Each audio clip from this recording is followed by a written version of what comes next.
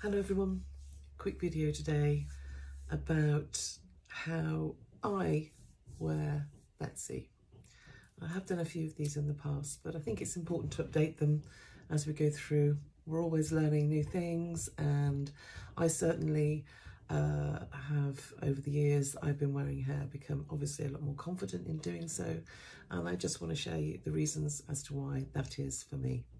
Okay, so here is my current piece. This is a Grace Shortbread.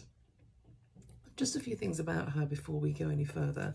Firstly, she is a 5 wide by 6 length hand-tied base. Okay, so that means that all of the hairs in this piece have been hand sewn. We don't use wefts in our pieces, and it's just a personal preference of mine actually. I find that if I have a weft in a piece, first of all, it makes the base rather large and it sort of comes down here somewhere. And secondly, I find that the elasticated bases with wefts move. They sort of, as the day goes on, because you can't possibly secure it properly on hair length, it kind of moves up on your head. If I could find someone that could show me how that doesn't work, how that doesn't happen, happy to discuss. But that's the reason that all Graces, for example, are hand tied with no wefts. Second thing to point out is that rather than a sort of plastic or I think they call them PU edges, we have a rolled silk edge, and the reason for that is because we understand, we recognise, because I was the same myself when I first started wearing hair, that this area of the hairpiece of Betsy is where most anxiety is focused. In all the years I've been wearing hair and have been showing other people how to wear hair, this is the main thing that happens. People think that I put it on them, they look fabulous, but as we just can't take our eyes off this piece here, where you end and Betsy begins. There's a couple of things that I can tell you that might take that anxiety away a little. The first thing is, give yourself some time. Get your partner or a really good friend involved, because they really, they desperately want you to feel and look the best that you can be. So get someone to be really honest with you and to help you out here.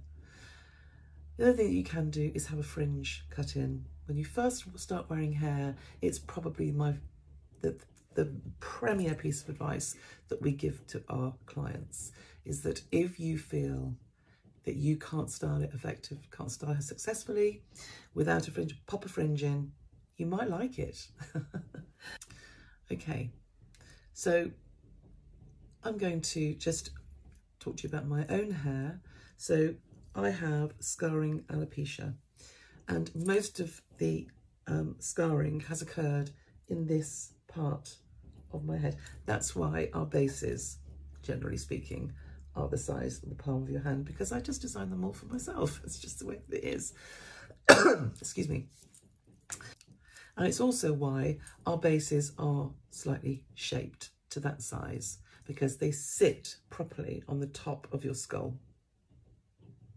Okay, so first things first, before I put Betsy on, I put some dry shampoo through my hair. That's to give it a little bit of texture, so that you're giving your own slippy, slidey own hair the best chance possible of being able to secure the clips into it. So a little bit of texture is really important. Put it on your own head, don't put it on Betsy. Okay.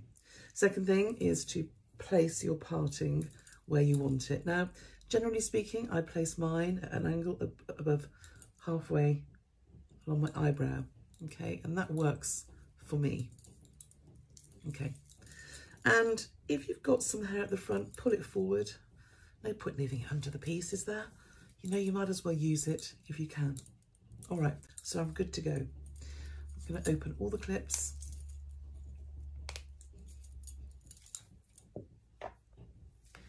And pop her on. So I generally put my pieces about half a centimetre maybe, I'm not very good at the measurements, away from the front of my hairline. Now just let me just check this because I can't see that very well. Yeah, that's about 1/2 centimetre. You'll also notice is that I wear my pieces at an angle. So my first clip is here and here. So I'm at a jaunty angle. The reason for that is because if I wore her full on, so straight across, I'll just clip it. It wouldn't be the end of the world, okay?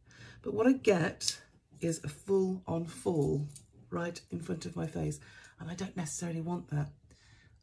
Some of you may know, I rarely get my own pieces cut or styled for me because I have to demonstrate them to you. And often, if I'd had them cut and styled, it wouldn't actually be showing you how Betsy looks in her natural state. So because I don't have them cut and styled, I end up angling my piece so that that fall isn't quite so heavy and doesn't fall over my eyes, all right? So here we go. So there we are. Let me just check that angle again. Yeah, so here we go. We're at an angle again. So my clip, if I show you, I'll try and show you, is here, okay? And I've got it facing downwards, like so. And so is this one. So they're facing downwards. And how to secure Betsy effectively, what you need to do is just to pull those clips a little apart to create some tension. And then scoop up the hair underneath and secure, okay? And just check that again. Okay, I just need to adjust her just slightly, that's fine. And to secure the other clips, put your hand on the top of your head and do exactly the same thing. So scoop and secure. Scoop and secure. Okay, so there we have it. Now, generally speaking, I'll have styled Betsy before I put her on my head, and I have done in this case, but I do need to just add a few extra bends to her, but other than that, she's absolutely good to go. So let's just have a look and see how we're feeling about this. All right, so this is Betsy here. This is where she starts.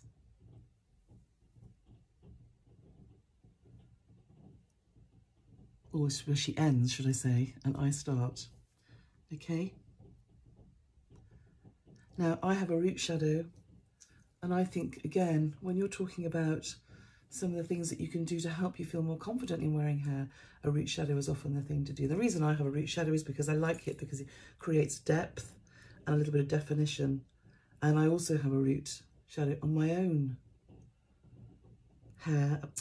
So I look a bit strange if I didn't replicate that in some way. So I'm good to go. I'm ready for the day. I recognise, though, that wearing hair is a pretty scary business, and it's important to give yourself a little bit of time. Okay, be kind to yourself. Like I said, get somebody else involved. Don't do it all yourself. You need somebody else's perspective, somebody else's help. And if you do that and you get to a point where you feel confident in her, there is no going back. There's no looking back. I promise you, wearing hair can transform your life. It certainly transformed mine. Okay, take care, everybody. Bye-bye now.